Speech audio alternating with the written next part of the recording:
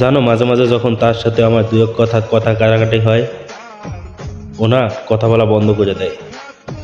আমিও বারবার তাকে মানানোর চেষ্টা করি।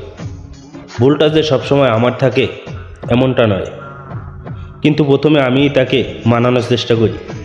আবার কিছু কিছু সময় ঝগড়ার কোনো বিষয়বস্তুই থাকে না, তবুও কথা বলা বন্ধ হয়ে যায়। হয়তো কখনো 2 থেকে 3 দিন, আর কখনো বা 1 সপ্তাহের মতো। আমি না কখনোই দেখি না যে আমাদের ঝগড়ার পরে সে কখনো এসে প্রথমে কথা বলে। বারবার আমাকেই প্রথমে সবটা ঠিক করে নিতে হয়। কেন সে বোঝে না?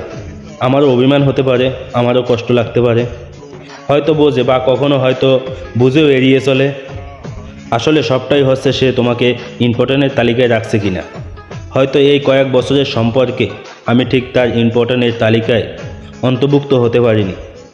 জানো, মাঝে মাঝে এমনটাও হয়ে থাকে। ওর মন খারাপ হলে আমার সাথে কথা বলা বন্ধ করে দেয়, তবে ওর বন্ধুবান্ধবের সাথে ঠিকই কথা বলে। কারণটা হচ্ছে ওরাই নাকি ওর মন খারাপটা ঠিক করতে পারে, আর আমি নাকি পারি না। সবসময় এটাই হয়ে থাকে, কিছু একটা হলেই কথা বলা বন্ধ। তবে সবার সাথে নয়, শুধু আমার সাথে।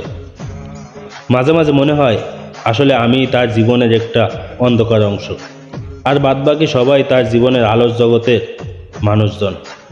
তবে কি জানো, আমার খারাপ লাগার বিষয়টা শুধু এখানেই নয়, আরও অনেক কিছুতেই খারাপ লাগে। এই ধরো, তোমার যখন বাড়িতে কোনো প্রবলেম হয়, আমি বাদে ঠিকই সবাই জানতে পারে। শুধু আমি এমন একটা ব্যক্তি যাকে মন খুলে কিছুই বলা যায় না। আমার এগুলো কোনো অভিযোগ নয়, সব কিছুই আমার অভিমান। একদিন সময় করে এসো, তোমাকে নিয়ে আমার যে বড্ড অভিমান জমে আছে।